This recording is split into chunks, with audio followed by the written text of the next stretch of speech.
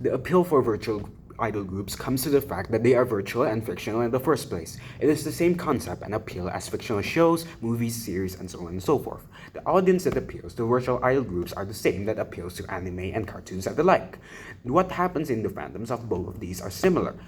Whatever happens in virtual idol groups are not new problems. Now, you can fan and idolize virtual idols, just as some people idolize anime characters, for example. The only difference is that they aren't part of a TV shows or series. They create music just like a real idol group. But the difference with real idol groups, they aren't subject to the pressures of becoming a real idol.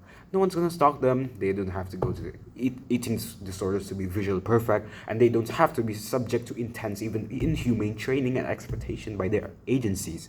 For those behind these virtual idols, they don't need to go through this cruel and arduous process. Even better yet, if they're run completely by technology and AI, they are not subject to human limitations. Okay, several actors within this motion. First of all, the agency that run the idol groups themselves, and then the person behind the virtual idol, and then also the audience or audience slash fans of these virtual idol groups. So, within the status quo, virtual idol groups are pretty much extensions of the already pre-existing fictional world of entertainment, including but not limited to anime, cartoons, or even artists. They are no different or new in comparison to these pre-existing examples, and they serve as alternative forms of entertainment.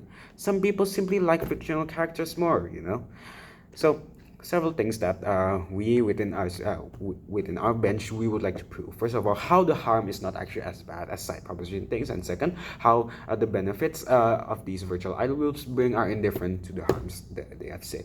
So, several points of rebuttal for side proposition. First of all, it is not as if these virtual idols completely lose their humanity, right? They still act human, even if slightly robotic, to appeal to their fans. Worst case scenario, they are robotified by their fans. But sometimes, even fans of real idols, they idolize real idols to the point of dehumanifying them. And even humans have feelings and compassion for robots and other fictional things as well. That's why some people are attracted and get attached to an AI chatbot, for example, or some people adore their most prized possession, for example. So, humans do not lose their humanity after seeing a robot. Panels. So, sure, these robots do not have feelings, but humanity still wins. Like those who idolize these virtual idols will vehemently defend them from haters, just as people who idolize real idols vehemently defend them. Like the BTS Army, for example. Why does this happen? It's because when these fans have idolized them, they have already earned feelings and compassion for that virtual idol. Like the robot has become humanified because of the fact that they are idols in and of themselves.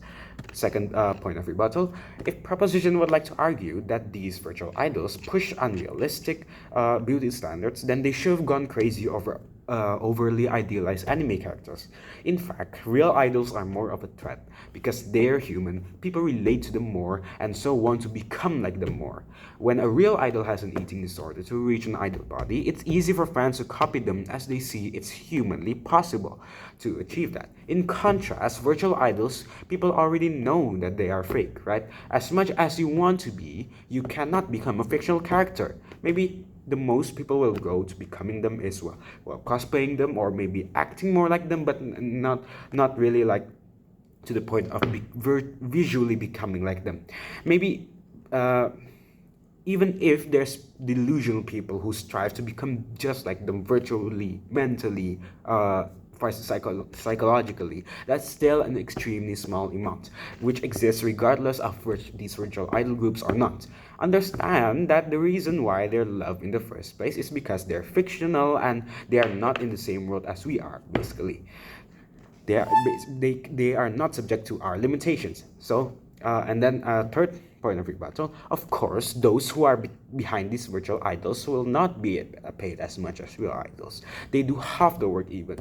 Virtual idols don't have to go on tour around the world. They don't have to train until exhaustion, and and so more. Even if side proposition would like to argue that they're prone to exploitation by agencies, two cases. If they're completely AI and technology, then that's completely fine. That's just a computer doing all the work.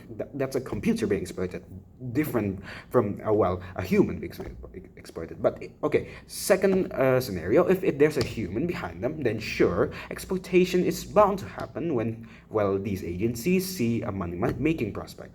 But especially especially when it's the case of these idols agencies, that's almost unavoidable. That happens in any kind of agency, real or virtual. Okay, getting into my arguments then. First of all, these virtual idol groups, they bring a new form of entertainment, adding to the pre-existing fictional entertainment world. So it cannot be said they disrupt real idols so much because they are perfect. They are perfect. They are not subject to limitations, so on and so forth. That they are a threat to real idol groups. It's just as how anime and real life TV shows has coexisted. There are people who appeal more to fictional characters than real life characters. That's why people like to watch anime, for example. But still, some people still prefer the real people for the sake that they're human and somewhat relatable, right?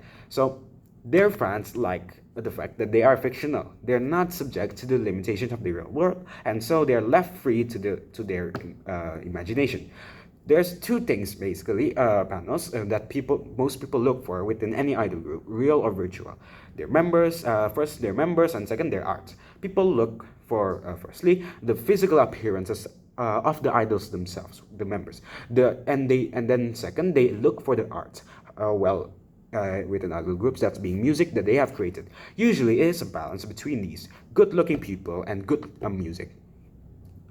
Within real idol groups, they must achieve these two things by any means possible. If not, they will fall to irrelevancy. As much as agencies and their fans try to accept their imperfection, to make profits, these agencies they must strive for that perfection, which could mean anything when physical appearances are involved, eating disorders, unhealthy lifestyles, and the like. But within virtual idol groups, they already have tackled the appearance part of the equation.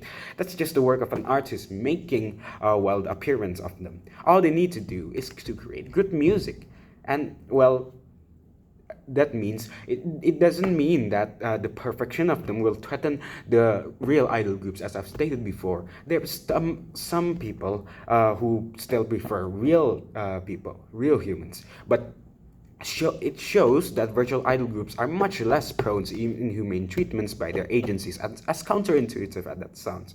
That's why that's how we differ from side proposition, and that's why we're very proud to oppose. Thank you.